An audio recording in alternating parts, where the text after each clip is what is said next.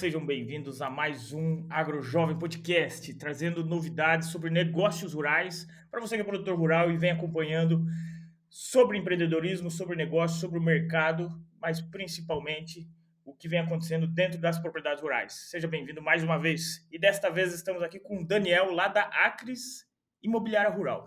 E o Daniel, eu trouxe ele porque esses tempos atrás fizemos um episódio sobre a valorização de terras agrícolas com o Thiago, com o Luiz lá, que eles estão comprando e vendendo terras lá para a região do Pará, né? E surgiu muitas dúvidas dos nossos produtores, dos nossos ouvintes. Será que isso é seguro? Será que não é seguro? Será que está valendo a pena? Para que lado que a gente vai? Porque daí tem Bahia, tem Maranhão, tem Pará, tem Roraima, né? E hoje, então, eu convidei aqui o Daniel, que ele é mais especialista nessa área de compra e venda de terras também, mas com muito mais estruturação. Ele é especialista nessa área, né? Então, seja muito bem-vindo aqui, Daniel, ao AgroJovem Podcast. Tudo bem, Lucas? Muito obrigado pela oportunidade da gente conversar.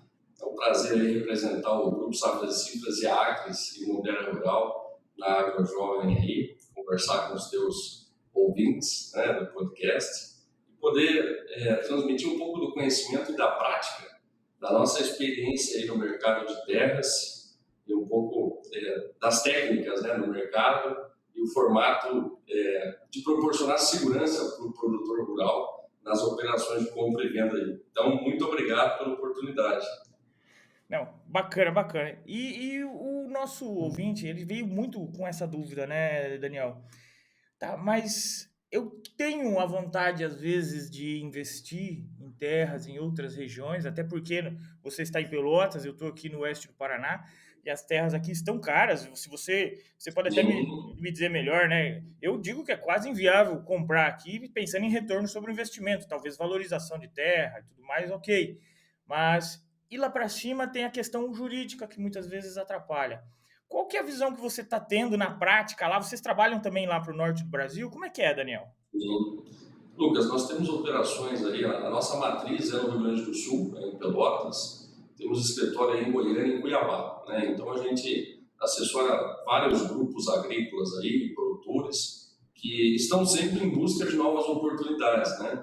Porque conforme você mencionou sobre o próprio Paraná, né? A oportunidade imobiliária e a valorização patrimonial é um dos grandes diferenciais na produção agropecuária e nos negócios, né? Você comprar propriedades, realizar investimentos de abertura, de desenvolvimento, de formação de perfil de solo, né? Colocar essa propriedade em produção e futuramente disponibilizá-la à venda novamente, né? Então, nós temos muitos clientes que fazem isso, né, e que buscam essa valorização imobiliária. E a gente sempre separa em dois momentos, né, que é a busca dessa propriedade, sempre tendo uma atenção aos cuidados de análise na prospecção. Você busca uma propriedade para agricultura, né, qual o potencial de abertura dessa área, qual que é o percentual permitido de exploração dentro desse bioma, né?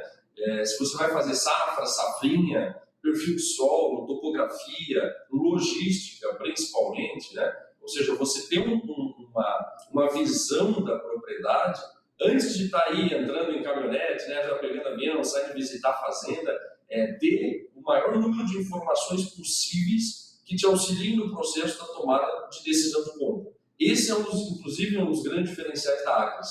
Ou seja, a gente apresenta para o cliente todo um relatório, um subsídio técnico para que ele consiga, de fato, saber aquilo que ele está indo olhar. E a questão jurídica, eu digo que, muitas vezes, ela transcende o próprio Estado. Você precisa ter atenção sobre as questões jurídicas e fundiárias em qualquer negociação que você vai fazer. Alguns estados proporcionam uma maior segurança jurídica, outros uma menor segurança jurídica, principalmente pelo entendimento entre os órgãos aí estaduais e federais, né? A gente estava comentando, por exemplo, hoje no estado do Pará você tem aí uma solicitação de georreferenciamento aproximadamente 5 vezes maior do que a área do próprio estado. ou seja, você tem uma sobreposição aí de camadas por uma solicitação de demarcação de área para o GEL, que é muito maior do que a própria área disponível, né? Então, saber se esses documentos realmente são documentos oficiais, se são documentos válidos, né? Não somente o CAR, eu digo, o CAR é autodeclaratório, né? Então você apresenta as informações que você entende que são pertinentes. Já o georreferenciamento te dá uma segurança maior sobre a distribuição da tua propriedade na superfície, né? Você geoespacializa essa informação e delimita as confrontações dessa área, né?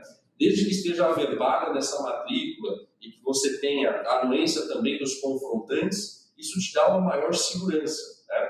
Então, fazer todo um processo de análise e uma due diligence é extremamente importante no processo de compra, para que você realmente tenha segurança na operação e não vá vir a ter surpresas futuras, né, Lucas? Exatamente, exatamente. Tem que saber o que está acontecendo. Porque eu já tive clientes até que trabalham conosco que comprou 2 vezes a mesma área, já aconteceu. Né? Que teve que comprar, de repente apareceu um dono Exato. e mesmo assim valia a pena, lógico, mas né, olha a situação que acontece. Né? Por que ocorre isso? Muitas vezes você tem uma divergência entre a posse, né, desse imóvel e a questão de titulação. Às vezes você tem uma posse mais pacífica lá há 30 anos, o proprietário já poderia ter feito até um uso capião dessa área, né? E outro tem esse título, né? Então, ou você compra uma parte de uma propriedade dentro de uma fração maior, sem uma delimitação específica dessa propriedade, sem uma fração ideal, e isso pode vir a trazer discussões futuras, né? Então, tem vários aspectos que podem ocasionar esse tipo de situação. E uma checagem completa é o grande diferencial, né, Lucas? Exatamente. Mas o pessoal que vai procurar terra com vocês, eles conseguem avaliar antes online, de alguma maneira primeiro, né? Que o pessoal, muitos dão uma olhada na internet, mas assim, como que funciona com vocês hoje esse processo? E quem está interessado?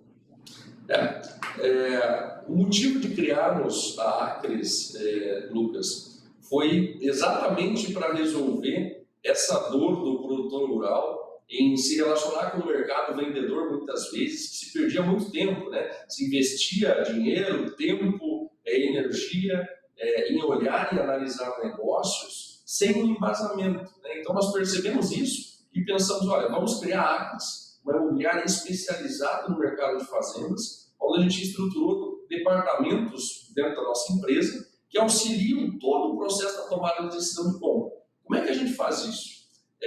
Uma vez que o cliente nos demanda uma propriedade, a gente busca entender o maior número de detalhes daquilo que ele está buscando, né? Aptidão, relevo, topografia, tipo de solo, logística, infraestrutura, questão até de valores dentro de uma determinada região, né? Em quanto tempo ele quer fazer esse investimento, para que aí sim, dentro do nosso departamento de SIG, que é toda a parte de sistema de informação geográfica, Aham. a gente consiga realizar um filtro de oportunidades e, a partir daí, apresentar para esse cliente comprador, em uma visita virtual, essas fazendas, com todas as informações de mapa de uso de solo, de documentação, onde ele vai receber lá 5, 6 fazendas, dentro do critério que ele estabeleceu, e vai selecionar, por exemplo, 2 áreas para avançar no processo de análise, né? E aí sim nós temos o nosso departamento jurídico também, que quando a gente parte para a visita, previamente já solicita todas essas documentações da fazenda para evitar surpresas, né? Porque eu digo que dificilmente você vai encontrar uma propriedade rural no Brasil que está 100% ok. Existem, mas na grande maioria das vezes você precisa revalidar algum documento, ou apresentar alguma certidão, ou seja, para que ela fique apta a uma transferência, né? Mas Aham. a Acres, ela proporciona que você não tenha surpresas no meio do caminho, né? Você já vai olhar o ativo rural para compra sabendo quais são os desafios, né? E muitos desses desafios estão diretamente ligados à oportunidade de negócio, né? Se você Sim. tem alguma coisa para resolver, isso aí vai ter um reflexo sobre o preço, né? Sobre o valor da operação, de forma direta. Ô Daniel, me surgiu uma dúvida aqui. Vocês fazem também uma análise sobre a rentabilidade, o retorno sobre o investimento para quem vai tocar também? Por exemplo, de acordo com a Ah, atividade rural, vou produzir grãos, vou produzir pecuária. Porque assim, muitos, a gente fala, valorização de terra, mas só ganha se vender depois. Você está querendo vender, muitos estão comprando para para viver, né? explorar. Para rentabilizar com agricultura mesmo, ou pecuária. Vocês fazem algum estudo relacionado a isso? Porque por exemplo, vou dar um exemplo aqui no sul, muitas terras a gente olha e a gente faz uma conta ali de padeiro e o negócio não se paga, o cara morre e não vê a terra ser paga, né, o retorno. E É, vocês auxiliam? sim. Hoje nós temos uma estrutura de gestão econômica financeira, inclusive dentro do grupo Safra Cifras, né? Onde a gente estrutura essa análise de investimento, né? Esse plano estratégico de operação, para que você proporcione para o cliente todos os indicadores de exploração e os cenários, né, Lucas, que podem ser explorados dentro da propriedade, desde a abertura de área, e aí a natural verticalização de produção, né, se você vai fazer um manejo integrado com pecuária, ou se produz safra e safrinha, investimentos de infraestrutura, e por consequência você tem uma previsibilidade do retorno sobre esse capital investido, né? Então esse é assim os diferenciais da Acres aí. Não, legal, legal. Me diz uma coisa aqui que eu sei que o produtor ali ele tá ouvindo a gente e sempre tem essa dúvida e eu também tenho. É, hoje, onde está o melhor lugar talvez para investir, pensando em retorno, não em valorização? São dois negócios. Um é o patrimônio, né? E o outro é um negócio rural, que é a atividade que vai ser implantada em cima. O patrimônio vai valorizar como, né, qualquer patrimônio tem a sua valorização e desvalorização. Mas para rodar isso, né, a gente tem a operação agrícola ou pecuária ali, que é a produção. Pensando em produção agora, não em valorização, em produção. Aonde que é um melhor hoje lugar para se investir em terras? Bom, questão de produção e investimento, primeiro você vai para a cultura, né? Queremos Aham. falar de pecuária, queremos falar de agricultura, safra e safrinha ou integração. A questão da rentabilidade sobre o capital investido, quanto maior o valor da terra, se essa área já chegou num teto de valorização muito elevado, proporcionalmente, né, o retorno sobre esse capital imobilizado vai ser menor. Né? Você chega tanto num teto produtivo quanto num teto de valorização imobiliária. Né? Mas hoje a gente tem boas oportunidades de produção, como por exemplo pecuária no Vale do Araguaia, né? Você tem oportunidades aí de expansão das áreas pecuárias para fazer uma cria-recria em algumas regiões específicas engorda também terminação de gado. Né? Temos aí o estado do Tocantins, também com Tocantins e Roraima, que se tem um incremento de área plantada significativa anualmente, e vai muito do perfil do produtor. Eu sempre falo, por exemplo, o próprio Tocantins, você tem regiões ali que você faz safra e safrinha. Né? Quanto mais você vai se afastando de certas regiões, você já vai entrando numa região de transição com áreas, com um regime pluviométrico menor, né? E que potencialmente também você vai fazer uma safra só. Né? Então, parte da decisão desse produtor, qual é o perfil daquilo que ele busca. Né? O pessoal sempre fala que as novas fronteiras agrícolas. Eu costumo dizer que hoje no Brasil não existe fronteira agrícola que já não foi descoberta. Né? Ou seja, você já tem uma entrada dos produtores rurais em Aham. boa parte, quase todas as áreas com potencial de conversão para a agricultura. Né? Hoje, se a gente for analisar, nós temos aí aproximadamente 70 milhões de hectares, Lucas, que poderão ser transformados em lavouras. Né? E onde que estão essas áreas? Essas áreas estão hoje em pasto da pecuária. Ou seja, a gente não vai derrubar 1 hectare de mato, né, de vegetação nativa para fazer lavoura. Nós vamos simplesmente utilizar dessas áreas de pasto degradado para convertê-las em agricultura. Hoje são as áreas com maior valorização aí nos últimos anos. Tivemos propriedades aí com valorização de 30% a 40% ao ano, né, em 2022, que são essas que podem ser transformadas para lavoura. Né? E eu sempre digo que hoje, aí, esses 851 milhões de hectares que a gente tem no Brasil, nós temos 30% que são destinados ao uso agropecuário. Desses 30%, aproximadamente 21% são pastagens e aí 8% são lavouras. Então, a gente tem ainda um processo de transição para avançar a área plantada no país, que vai avançar certamente sobre o que hoje está na pecuária e, naturalmente, fazer com que a pecuária se adapte e seja cada vez mais intensiva. Né? Então, falar de o que é o melhor negócio depende daquilo que o produtor busca. Né? Mas hoje as melhores regiões são aquelas que você faz safra e safrinha e ainda encontra uma oportunidade imobiliária de compra. Né? Então, Exatamente. basicamente isso. E a valorização desse patrimônio, né, da terra em si, vai acontecer gradativamente com a estruturação, não só logística, de armazenagem, todo, né, o desenvolvimento econômico daquela região, a terra vai junto, né, porque facilita daí. Tanto Você tem escoamento como qualidade de vida, né? Você tem um conjunto de fatores, né? Eu sempre digo, se você olhar o Mato Grosso há 40 anos atrás, tem gente que se arrependeu de ter investido, né? Muitos que se arrependeram de ter investido, de não ter deixado o capital lá ou de ter retornado, né? Ou seja, você sempre vai ter desafios a enfrentar. Né? Hoje você ainda tem isso, principalmente relativo à parte logística, que é o que você mencionou, e a própria estabilidade de produção. Quando você abre uma nova região, até a exemplo de Roraima, né? Roraima você tem ainda oportunidades de compra, né? Ou seja, a valores interessantes, precisa ter um cuidado redobrado na questão de documentação, principalmente as áreas que ainda não foram tituladas, né? Mas qual que é o grande desafio e que vai acelerar a valorização das terras?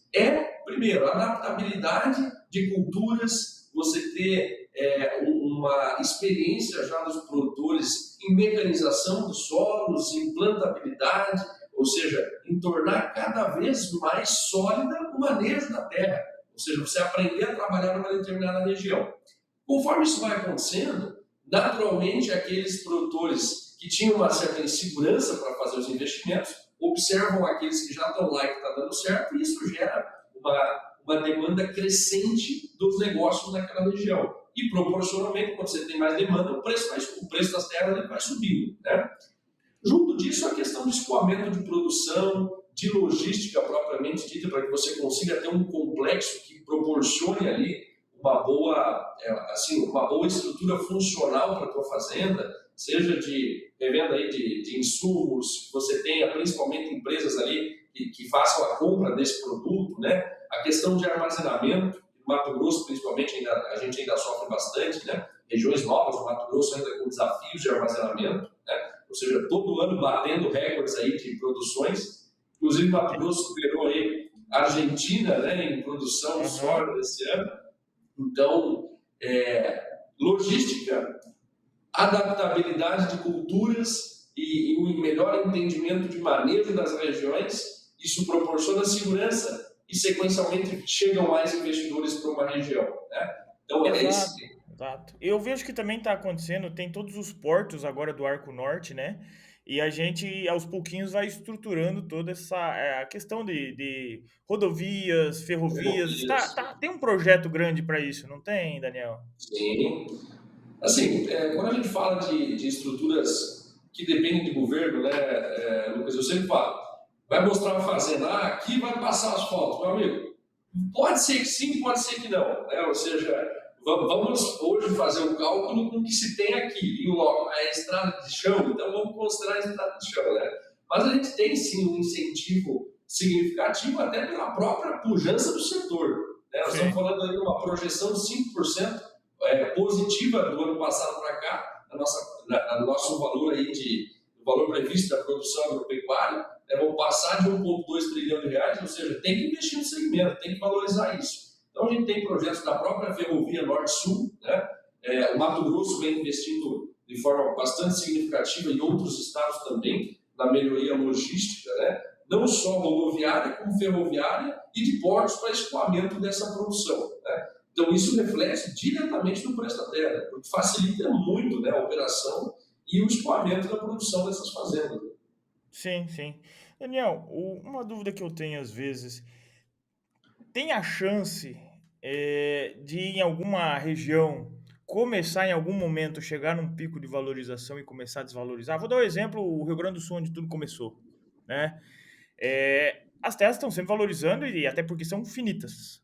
Sim. Porém, existe um um retorno, tudo tem um pico e pode ter alguma queda. Tem alguma chance disso acontecer? Porque a gente sempre está com essa crença de que a terra sempre vai valorizar, né? E eu não sou do setor imobiliário rural, mas assim, a gente vê o mercado, por exemplo, de ações, a gente vê empresas, a gente vê setores, né, oscilando, tanto mundial como aqui nacional, e por diversos fatores. Existe alguma chance, mesmo que seja remota, disso acontecer com as terras? E por qual motivo seria?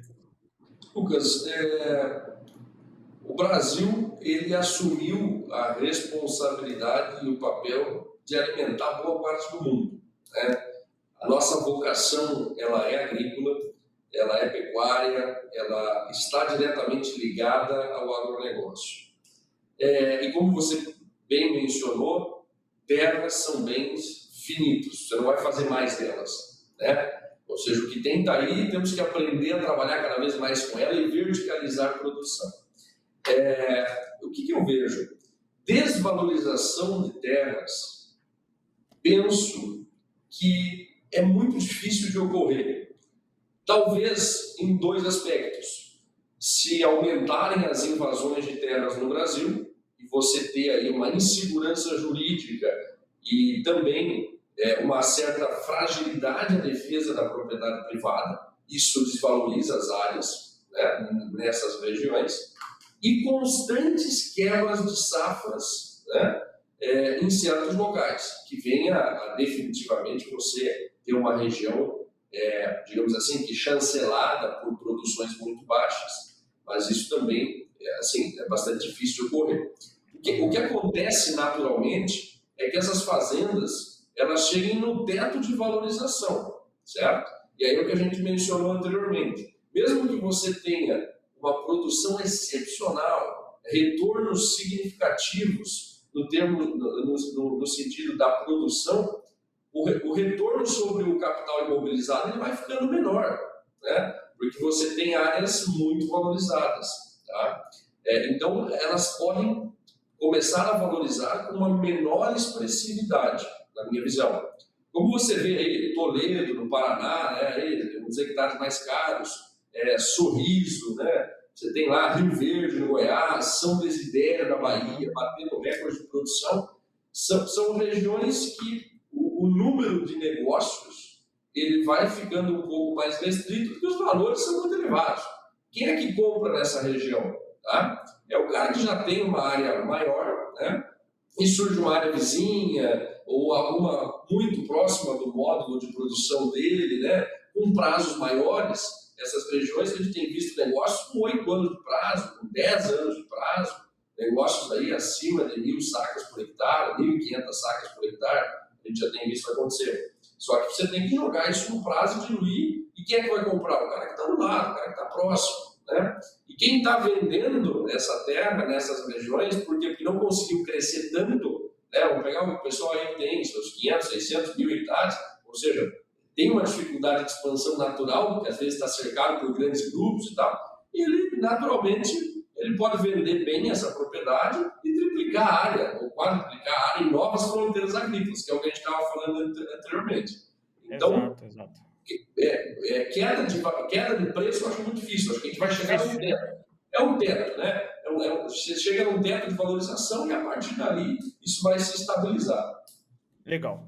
É o que a gente imagina, mas sempre assim, tem um receio, né, é um mercado, nunca sabemos o que vai acontecer, mas mandou muito bem nessa sua resposta.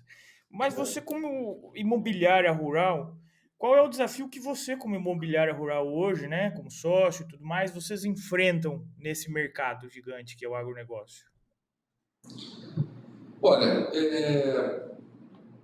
hoje um dos principais desafios é você achar boas oportunidades com o preço que os clientes querem, né? Ou seja, é aquilo que eu falei, não tem terra ainda que já não se conheça nesse Brasil, tá? Ou seja, o acesso à informação hoje está muito fácil, né, Lucas? Então, assim, hoje você tem uma infinidade aí de dados para tomada de decisão que quando você passa 6 meses, os negócios já aconteceram, né?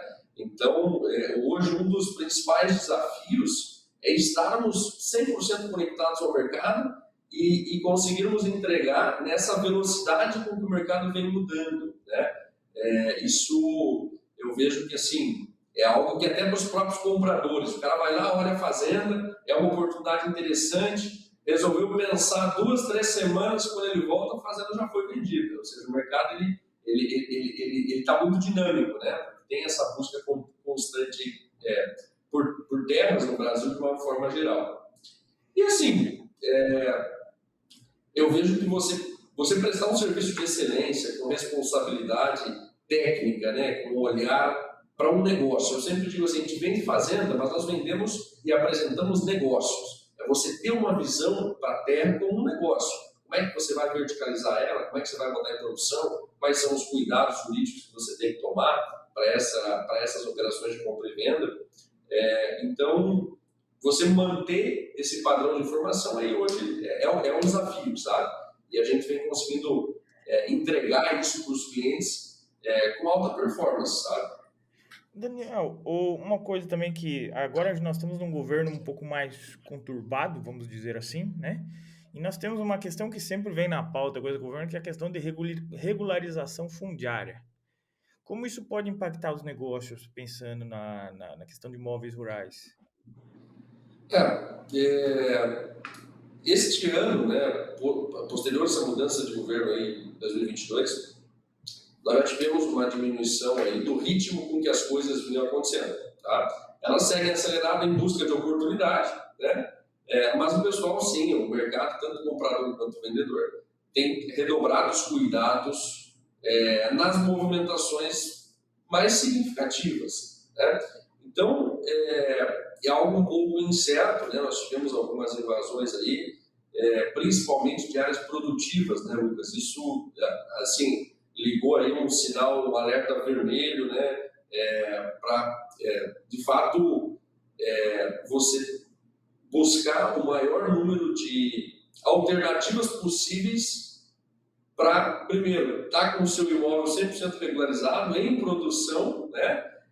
E atento às movimentações aí desses grupos, e principalmente do governo, mas ainda é muito cedo para a gente ter uma decisão concreta, né? Hoje o que se tem é atenção, né? No ambiente negocial, isso vai refletir pela própria insegurança jurídica. Exatamente, a gente não sabe ainda o que tem por vir, né? Ou seja, qual vai ser o formato de condução das regularizações do governo. Certamente terão aí movimentações por parte do governo bem maiores do que tivemos no governo passado. Isso naturalmente faz com que os produtores fiquem mais receosos de investir. Mas, por outro lado, isso reitera a necessidade de uma assessoria jurídica e imobiliária na hora de fazer movimentações patrimoniais e compra de terras. Você tem um cuidado desde a escolha, né? Você não comprar área muito próxima de parques aí, federais ou estaduais, ou áreas ainda ou próximo de parque indígena, ou seja, você tem que ter um cuidado até na própria prospecção, né? Não comprar área aí em confrontações com parques que podem vir a ser desapropriadas, ou seja, você redobrar as atenções desde a análise do negócio, tá? Até a própria estruturação de uma forma geral. Hoje o mercado está assim, cautela, vamos analisar os próximos passos, né? Muito bem colocado essa questão aí da localização da área, né? E como que funciona quando esses grupos eles invadem a área? Tem uma negociação do governo para a compra dessa terra depois? A gente sabe mais ou menos como funciona, mas eu acho que você está mais por dentro. Geralmente quando ocorrem essas invasões, você tem uma indenização, né? Pela desapropriação ao preço ali do VTN, né? O valor da terra nula, você indeniza o proprietário, enfim. Isso você, assim, é um convite, né? Ou seja, invadimos a tua propriedade por esse motivo, vamos transcorrer o processo, aí você vai ser indenizado. Então, em via de regra, tem que ser assim, né? Mas, por outro lado, tem muita bagunça aí que acontece nessas desapropriações, muitas vezes sem nenhum fundamento, né? Ou seja, a prova que tivemos na invasão da Bahia nas áreas da Suzano, terras produtivas, tituladas, né? A Suzano é uma das maiores produtoras aí de papel de celulose no mundo e que gera muita riqueza de emprego para o Brasil, cumpre com suas responsabilidades sociais, teve uma fazenda invadida. Ou seja, não tem muita lógica esses processos de tanto desapropriações federais, aí são sobre áreas específicas, como as invasões de uma forma geral, né? Por grupos aí específicos. Sim, sim, não. Então tem uma certa indenização, olha assim, porque às vezes a gente acha que foi lesado, né? E às vezes eu já ouvi alguns pessoal falando, né, que próprios produtores negociaram essas invasões para ser indenizado também, que já aconteceu, né? Então não sei até que pé, né, esse mercado negro funciona. Mas É um vamos voltar para os Vamos negócios voltar certos, para né? Oi? vamos voltar para os negócios certos, porque Vamos esse é um voltar para os mercado negócios certos. muito. A Acres trabalha a questão de arrendamentos também? Quem está querendo arrendar? Sim, sim. E no Rio Grande do Sul, principalmente, Mato Grosso do Sul, Mato Grosso, Goiás, Brasil todo aí a gente trabalha com arrendamento, que é uma das possibilidades de você expandir a produção agrícola, né, sem imobilizar tanto capital. E hoje a gente tem estruturado operações, tanto de arrendamento como de parcerias de uma forma geral, onde nós temos um investidor que compra terra, tá? E ele quer que um arrendatário opere ali a propriedade, que pode vir a ser até um parceiro, uma parceria de fato aí na exploração agropecuária. Então a gente apresenta um comprador para essa fazenda, tá? E já um arrendatário para operar esse negócio. Então faz uma composição ali para ambos, tanto para quem quer buscar uma área, quanto para quem quer comprar essa propriedade. Muitas vezes, aquele cliente que vai arrendar é o que tem uma área em vista, né? Tipo, ele produz ali numa determinada região, ofereceram uma área para venda, ele não tem esse capital para compra. A Acres tem o cliente que compra. Então a gente faz essa operação de compra e já arrenda aí para o pessoal regional. É um dos diferenciais nossos aí. Legal, legal. Não sabia disso, não. Esse aqui já deu um corte bom já. O... Outra coisa que sempre vem na dúvida aqui assim é a questão depois. A gente tá falando de compra de terra e tudo mais, mas na venda tem a questão tributária. Como Uhum. que trabalhar essa? Vocês auxiliam nessa questão tributária? Porque cá entre nós, né? A gente já não gosta de pagar imposto, mas pagar imposto para um governo que a gente também não gosta, e também não é uma questão, é bastante imposto muitas vezes nessas vendas de terra, não são? Hoje na Acres nós temos aí o escritório da Pagani Leon, que presta esse serviço especializado para as nossas operações, que é você fazer um planejamento de ganho de capital para de fato entender e planejar a sua operação aí de compra e venda, trazendo aí a maior redução do impacto tributário sobre as operações de compra e venda, que muitas vezes o pessoal esquece de olhar, né? Mas assim, temos estratégias e situações 100% legais, né, que são possíveis de serem feitas e que assim, elas iniciam a partir de uma boa estratégia, de um bom entendimento da situação. Né? Você tem aí situações que as tributações podem chegar aí a 30%, 32%, né, do ganho de capital sobre a diferença entre compra e venda. Né? Então, é um ponto certamente de atenção que precisa ser estudado para que se utilize aí das estratégias legais possíveis para reduzir esse impacto. Legal. A gente estava conversando esses dias, que a gente bateu um papo antes do podcast. Eu lembro que você comentou várias vezes que vocês trabalham com um banco de terras também, né? Como que funciona isso para o produtor entender? Lucas, nós atendemos alguns clientes institucionais, grupos pessoa jurídica, pessoa física, e nós identificamos que a principal dor de todos eles era receber muita oferta de fazenda, de corretor, pessoal que às vezes nem credenciado regional e tal, e aquilo vira uma bagunça, vira um monte de informação, mas que você não consegue tirar nada ali que realmente te proporcione a segurança para tomar decisão. E no Land Bank, a gente estrutura um banco de terras de acordo com o critério daquilo que o cliente quer comprar, faz esse filtro, né?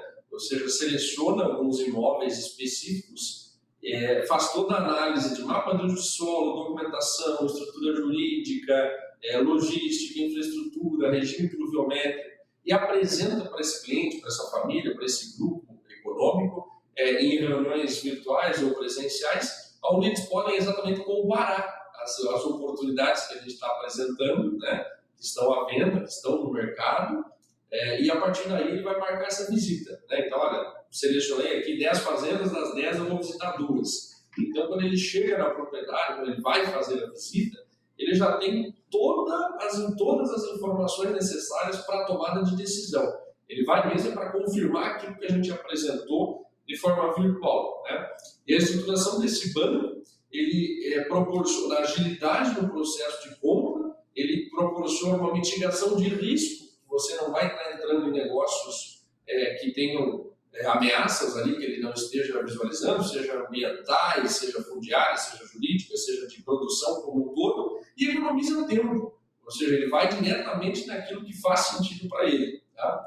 Depois de feita essa visita, a Acres acompanha toda a negociação e todo o processo de formalização, escritura e registro. Né? Então a gente monta um grande banco de terras na nossa plataforma, que o cliente pode visualizar e escolher para tomar decisão, mas que não é, eu sempre digo, é longe do classificado, né? Ou seja, é algo de boutique, é algo personalizado, algo feito para o cliente, onde a gente vai em busca e encontra a fazenda específica para ele. Né?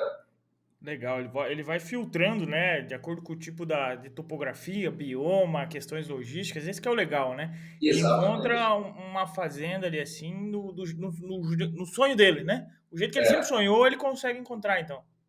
E muitas vezes, Lucas, até é utilizado muito para que o cliente, às vezes acontece, eu quero uma fazenda na beira da 163, frente a asfalto, 1.000 hectares, 500 produzindo, que faça safra e safrinha, quero pagar 500 sacas. Meu amigo, é melhor nem monta na caminhonete, porque não vale a pena. Ou seja, esse tipo de produto que você está buscando aí é 1.200, 1.300 sacas tranquilamente. Ou seja, é uma base, é uma referência para que o cliente consiga saber a média dos preços regionais e dos negócios efetivados em cada região. Ele, antes de conhecer, ele já vai conseguir balizar se é aquilo que ele realmente quer pagar. Sim, sim, sim. Até se tem caixa, o retorno, é um lugar que ele realmente gosta. E, Exatamente. e quem está nos ouvindo aqui, muitas vezes, e a gente conhece também, tá olhando terra para comprar, já comprou e às vezes arrendou, tá de olho. Aonde hoje é o maior risco? Pensando em estado, tá? Mas o risco, porque nós temos áreas que estão valorizando e a gente sabe que vai valorizar muito, e tem áreas que tem um risco muito maior que do outro lado da moeda tem um preço às vezes mais baixo exatamente por isso, por causa do risco. Mas assim, aonde que o produtor talvez teria que tomar mais cuidado hoje? Lucas, eu não falaria em região, porque cada um dos estados você tem questões de risco. Dá um exemplo, Rio Grande do Sul. Você tem quebra de safra na metade sul do Rio Grande do Sul e na fronteira oeste, por um impacto do regime pluviométrico. Só que isso é histórico. Historicamente, sabe-se que nessas regiões chove menos do que no noroeste ou norte do Rio Grande do Sul. Tá? Então, eu associo muito a questão de risco a intempéries climáticas. Ou seja, isso você tem como ter uma certa previsibilidade, mas você tem históricos. Né? Então, você tem regiões que historicamente elas quebram safra. Você não tem um bom regime pluviométrico. Então, assim, localização, né? Ou seja, terra, eu atendo um cliente lá de Não Me Toque, e ele diz, Daniel, a terra não tem roda, você comprou, ela fica lá. Então tem que pensar muito bem na localização. Chuva, você não faz também, você pode irrigar, mas, ou seja, se tem potencial de irrigação, beleza, já faz um investimento pensando em instalar pivô. Se não tem, considera com que chove naturalmente. É 800 milímetros, 1.000 milímetros, 1.200, considera essa janela histórica. E questões de solo hoje, Lucas, você tendo um bom perfil de solo na questão física, né? As questões químicas de solo hoje já está muito mais fácil de você corrigir. Né? Então, eu diria, o risco está associado aonde? Questão pluviométrica, né? Ou seja, você tem que ter chuva, você tem que ter água, né? E é evidente você tem que ter solo com aptidão agrícola. Né? Então, as regiões de maior risco são aquelas que historicamente chovem menos. Né? Legal, legal. É porque eu digo isso porque tem gente indo para Roraima, tem gente indo, né, avançando forte, e a gente vê na TV muita coisa acontecendo lá, questão indígena, de garimpo, e às vezes tem essa dúvida, né? É, Tá, mas será que tá valendo a pena ou é outra região dentro de Roraima, né? Como é que tá isso para lá? Roraima chove bem, né? Roraima você tem aí aliás, chove demais, né? Sul do estado aí já chove muito, né? Você tem que considerar questões de dreno e tal. Mas assim, Roraima não deixa de ser uma oportunidade, assim como todos os outros negócios aí no Brasil, é evidente que eles, como a gente falou anteriormente, o ritmo diminuiu um pouco, dada essa insegurança jurídica do próprio governo que se tem aí agora. E claro, Roraima é um centro de atenções porque você tem boa parte do território de Roraima com a presença de parques indígenas, né? Com áreas de reserva ambiental, né? Você tem uma pequena fração que já é titulada, inclusive pelo INCRA e pelo Interaima, então muitas áreas são de posse, então tende a diminuir um pouquinho o ritmo dos negócios, tá? O principal desafio lá é a questão de adaptabilidade de culturas, né? De você descobrir novas tecnologias que se adaptem àquela região, que é totalmente diferente do resto do país, né? E a questão do manejo do solo mesmo e correção da parte química do solo. Lá você tem que fazer um investimento significativo nessa parte, para formação de perfil de solo e começar a produzir. Então, correção do solo lá naquela região mas é algo que já se vem fazendo também, então você já tem experiências que deram certo, por empresas que já estão lá, né? Legal, legal. Não, é porque é uma realidade, assim, para nós que estamos no sul, né, e não tá viajando tanto lá, acaba não percebendo, né, que tem regiões lá no Cerrado muito bem desenvolvidas, né, eu fui lá para Luiz Eduardo Magalhães, Barreiras, lá tá muito bem desenvolvido, né, é outro nível, mas os produtores estão, aqui de Toledo tem gente indo pro Piauí, né, e tá fazendo 2 safras já lá, é algo muito bom, Exato, né, assim, exatamente. é um negócio em crescimento, né? Mas Roraima, tipo assim, alguns começaram a aparecer de Roraima, né? Porque o que a gente faz? A gente faz a gestão financeira no produtor e os Sim, clientes eles vêm fazendo investimento e eles querem ver dois aspectos. É a rentabilidade, o retorno sobre esse investimento que ele realizou lá, mas o uhum. outro, eles entram arrendando áreas, né? Eu dou exemplo, produtores arrendando áreas lá para o norte e o que é mais interessante, uma rentabilidade melhor do que as áreas próprias, né? Então, assim, Sim. a gente vê essa realidade acontecendo. Então, será que eu invisto? Será que eu arrendo? Né? Uhum. E daí É, surge um outro, só para a gente comparar. Tá, eu posso comprar terra e posso tocar, eu posso comprar terra, eu posso arrendar, mas de um outro lado nós temos no mercado de ações os fundos imobiliários de terra, né? Que tem o Terrax e aquilo lá vai pagar dividendo. Qual que é a tua visão nessa agora? Porque é o outro lado da moeda, eu não compro a terra, mas eu compro, né? De certa maneira é. ali o fundo, as cotas. Eu acho que isso vai muito do perfil do próprio grupo, do grupo econômico, né? Se assim, você tem distribuições significativas, você precisa imobilizar, você tem que investir em patrimônio para ter essa solidez, vai muito do perfil e do DNA das próprias empresas, né? É evidente que no arrendamento você investe mais na operação, né? Correção de Exato. solo, questão de maquinário, de novas tecnologias, você vai cada vez mais verticalizar a tua produção sem imobilizar tanto. Isso é fato, né? Ou seja, você vai ter uma rentabilidade significativa se for uma boa região, sem ter um patrimônio terra ali imobilizado, que são valores altos, né?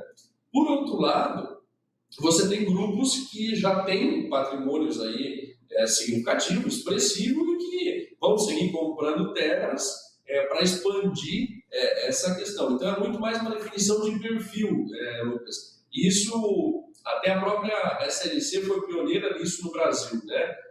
Em assim separar ali o que é operação e o que é patrimônio, né? Você fazer operações complementares onde cada uma dessas figuras assume o seu papel, um de investidor e outro de operador. E cada um vai ser ali profissional naquilo que faz. Os próprios fundos que se tem, que hoje, claro, com essas taxas de juros e renda fixa mais elevadas, o cenário também mudou totalmente do ano passado, tal, do ano retrasado, que tínhamos uma Selic mais em baixa, né? Ou seja, essas compras serão um pouco mais difíceis aí, até mesmo para uma questão que o capital, o acesso ao capital, ele está ficando cada vez mais caro, né? Mas penso que essa complementariedade de alguém que vai comprar, outro que vai arrendar, ela é interessante porque cada um fica no seu negócio e todos podem ter uma rentabilidade interessante. E vai muito do perfil. Se o produtor tem lá 1.000 hectares e está alavancando o negócio, está fazendo investimento, já tem uma questão de dimensionamento de máquinas e tal, talvez positiva, a renda, ou seja, você tem que horizontalizar e verticalizar sem imobilizar. Esse é o caso. Agora, Sim. se de repente você já tem lá 10, 15 mil hectares, né, você já tem uma produção diferente, já está tendo aí anualmente, né, digamos que um ganho aí, financeiro de valorização e também da operação, aí vai seguir comprando terra, né?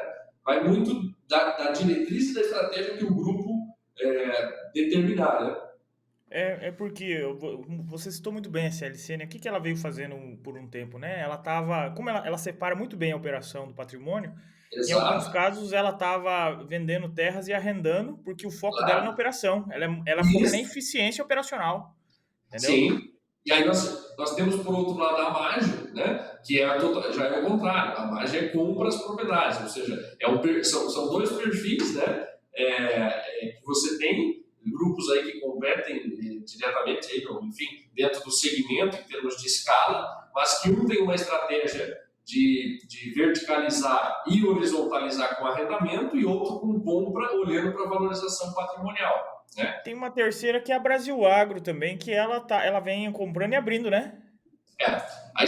A Brasil Agro ela foi criada para isso, né? Para fazer investimento, comprar propriedade, arrendar ou operar em alguns casos, para que ela faça a valorização dessa propriedade e depois liquide parte ou toda essa fazenda no mercado, né? Então a Brasil Agro ela foi pensada para isso, né? Para a valorização imobiliária das terras durante esse período de, digamos assim, de melhoria das propriedades, né? Esse mercado é sensacional, né? E É, qual conselho que você dá para quem está querendo investir hoje em imóvel rural? Porque o nosso ouvinte que ficou até agora, ele tá para que lado eu vou, né? Tá, e você que está no meio, qual que é o conselho que você dá para esse cara? olha, eu vejo que, primeiro, uma análise e um estudo detalhado sobre o investimento, sobre a região. Invista em conhecimento, invista em assessoria de quem já está nessas regiões, busque conhecer produtores que já estão produzindo nesses estados ou nessas micro-regiões que você busca investir, né? E acho que nunca dá um passo maior que a perna, né? Eu acho que esse é o conselho principal, ou seja, você crescer, mas de forma sólida, saber que o mercado de terras ele vai valorizar e isso acontece ao longo do tempo, né? E não é fácil você abrir fazenda, não é fácil você formar, você tem desafios na região, mas certamente um projeto bem estruturado ele tende a dar certo. Por isso tem que ter estratégia, né, Daniel? Muito bem É isso estruturada a aí, estratégia, planejamento estratégico, exatamente. porque tem como dar certo, mas não pode se endividar demais também, então tem que ir com solidez, né? É isso aí. Show de bola. Agora sim, como é que funciona o papel da Acres nesse mundo imobiliário rural hoje, né? A gente citou algumas coisas que você vem trabalhando, mas o produtor que for procurar a Acres hoje, o que ele pode encontrar de possibilidade, de oportunidade? Lucas, a gente trabalha em duas frentes, que é exclusividade de venda. As propriedades que estão agenciadas no nosso portfólio, boa parte delas são exclusivas. Ou seja, os vendedores confiam a gestão da negociação de venda exclusivamente à Acres. Isso proporciona segurança e informação qualificada e sem dados distorcidos, sabe? E por outro lado, o land bank, né, que são os compradores que nos buscam aí, nos contratam aí, contratam a Acres para prospecção de imóveis, né? Então hoje a gente pode assessorar aí e no nosso portfólio tem boas oportunidades e buscamos trabalhar de forma muito pontual, né? Ou seja, o que o cliente precisa a gente vai encontrar, né? Vamos buscar especificamente aquilo que ele está buscando. Legal, legal. E para encontrar vocês hoje, encontra onde tem o site, tem rede social, como é que Sim, acha a Acres? temos o site aí da Acres Imobiliária Rural, Instagram também, LinkedIn. Nossos consultores também estão todos presentes aí. No Instagram ali, Daniel Meireles e Acres Imobiliária Rural. Temos também aí a nossa landing page ali no Instagram e no LinkedIn. Então, estamos aí nas redes sociais. E para finalizar aqui, primeiramente gostaria de agradecer, né, essa aula que a gente vem tendo aqui. Eu vou fazendo pergunta assim de dúvida que a gente tem no dia a Bom, dia, ou que os produtores vêm nos perguntando, né? Mas para finalizar, como você, Daniel, vê o futuro, né, do mercado imobiliário rural hoje no Brasil? Vejo que, assim, teremos valorização imobiliária significativa pela necessidade de cada vez mais produzir alimentos. Eu sempre digo que, apesar de todas as dificuldades políticas e principalmente ligadas à insegurança jurídica, o Brasil ele está condenado a crescer, ou seja, principalmente a agropecuária. Ela vai crescer porque o produtor rural ele tem um DNA de trabalho, valoriza o campo, sabe trabalhar no campo, né?